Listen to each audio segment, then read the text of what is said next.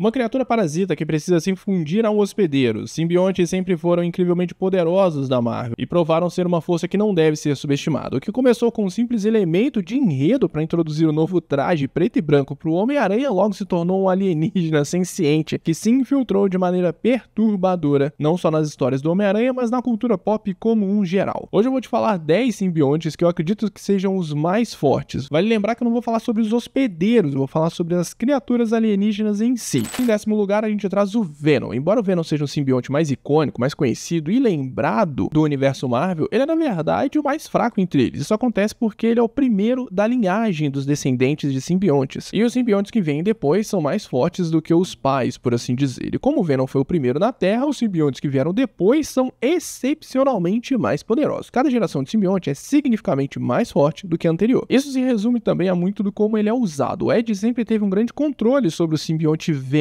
e os outros hospedeiros que já usaram, como Flash Thompson, McGurgan e o próprio Peter Parker, demonstraram habilidades únicas ao interagir com o simbionte. Vale lembrar também que o Venom apareceu pela primeira vez no The Amazing Spider-Man número 252, lá em 1984. Como eu disse, ele era principalmente um traje alienígena que se uniu ao Peter durante as Guerras Secretas. Mas foi só lá em The Amazing Spider-Man número 300, 4 anos depois, que o simbionte realmente se tornou o Venom, justamente ao se unir ao Ed Brock, que na época queria vingança ao Peter Parker. Mas aí já é história que com certeza você conhece. Em 9º lugar, Mania ou Maniac. O simbionte apareceu pela primeira vez em Venom volume 1 de 2003. Ele foi clonado a partir de um pedaço do Venom obtido pela corporação Ararat, com o objetivo de exterminar toda a vida na Terra. Mania era um caso estranho, afinal ele se recusava a se fundir a hospedeiros e em vez disso, simplesmente arrastava pra cima brutalmente, só por diversão mesmo. Uma graça de simbionte, é verdadeiramente uma delícia de se ter por perto. Em determinado momento, ele se fundiu a um presidiário chamado Eric Moody, mas logo depois abandonou também e tomou posse de um paciente idoso de um hospital psiquiátrico, um cara maravilhoso, chamado Alphonse Poina. Aí, durante esse período, Mania zombou de Moody ao acessar as memórias e descobrir que ele havia sido abusado na prisão. Ele então mandou Moody de arrasta pra cima também de forma cruel. Mais tarde, o simbionte foi rebatizado de Maniac ao se juntar a Lee Price, um ex-hospedeiro do Venom, inclusive. O Price atacou o hospedeiro original de Mania, ferindo-a gravemente, com um canhão sônico e um lança-chamas, antes de roubar o simbionte pra si. Ele acabou ficando permanentemente ligado a ele, usando a força de vontade para manter esse vínculo. Em 8º lugar, um dos meus simbiontes favoritos, Scream, em 1993, a saga Venom, Protetor Letal, foi lançada, apresentando a Fundação Vida e seu líder, Carlton Drake. Drake descobriu uma maneira de criar soldados simbióticos extraindo sementes, entre aspas, da raça alienígena Clintar e cultivando novos simbiontes a partir delas. Uma ideia fenomenal, incrível simplesmente. A Fundação Vida queria usar esses simbiontes como guardiões em um evento de destruição mútua assegurada, garantindo a segurança de seus clientes bilionários no caso de Apocalipse. Depois de capturar Ed Brock, Drake extraiu 5 sementes do Venom e fundiu os descendentes resultantes com sua equipe de segurança. Só ideia boa, gente. Entre eles estava Dona Diego, que se transformou na simbionte Scream, de cores amarela e vermelha. Você já deve ter visto ela por aí. Embora tenha sido derrotada por Ed Brock, os seus irmãos simbiontes continuaram a causar muitos problemas ao longo do tempo. Em 7º lugar, nós temos Riot.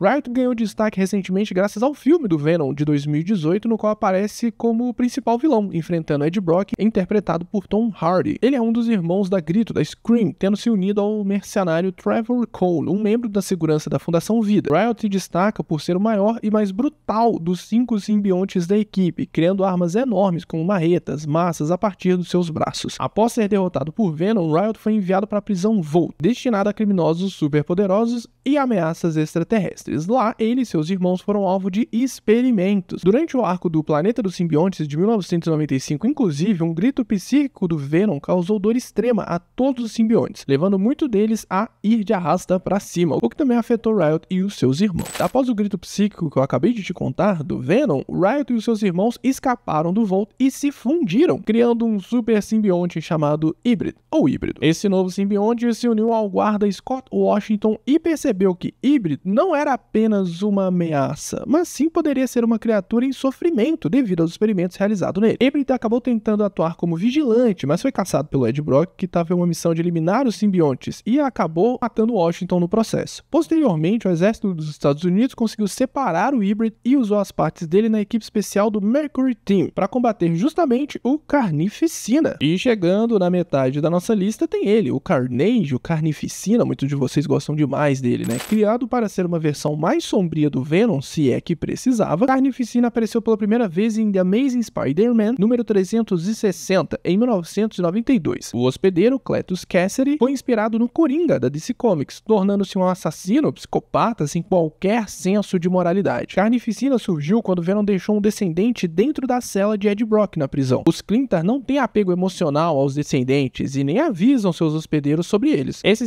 simbionte recém-nascido se uniu a Kasady, uma pessoa maravilhosa também, resultando em um vínculo muito mais forte do que Brock e Venom. E assim nasceu Carnificina, que escapou, obviamente, da prisão e iniciou uma onda de assassinatos brutais. Mas chegando quase no nosso top 3, em quarto lugar, Scorn. Ele é um híbrido tecnológico criado a partir do Carnificina, no arco Carnage Volume 1. Carnificina é levado de volta à Terra pelo Michael Hall, um industrialista americano que usa simbionte para criar novas armaduras. Então ele escapa e se une à psiquiatra Tanis Nieves, mas deixa um descendente dentro da sua prótese mecânica. Nieves, horrorizada, corta o próprio braço, mas depois acaba se fundindo ao simbionte e se tornando Scorn, um simbionte com capacidade de se mesclar com tecnologia e máquinas. Mas agora a gente chega no nosso top 3. Se você não se inscreveu, se inscreve. Se você não curtiu, curte esse vídeo porque eu sei que você tá gostando. Em terceiro lugar, a gente tem o Anti-Venom, que foi criado em The Amazing Spider-Man número 569, de 2008. O Anti-Venom surgiu quando o Senhor Negativo curou Ed Brock de um câncer. Quando o Venom tentou se reaproximar, o corpo reagiu e gerou um novo simbionte, branco, com poderes de cura incríveis. Em segundo lugar, nós temos Toxina, filho de Carnificina e um dos maiores e mais fortes simbiontes, combinando os poderes de linhagem com resistência aprimorada e ataque de calor e som. Pois é, esse aqui é difícil lidar contra, tá? E aí, o mais poderoso de todos, você já adivinhou? Já imaginou qual que é? Conhece? Não? Pô, vou te contar agora. Em primeiríssimo lugar fica Gnu, o mais poderoso de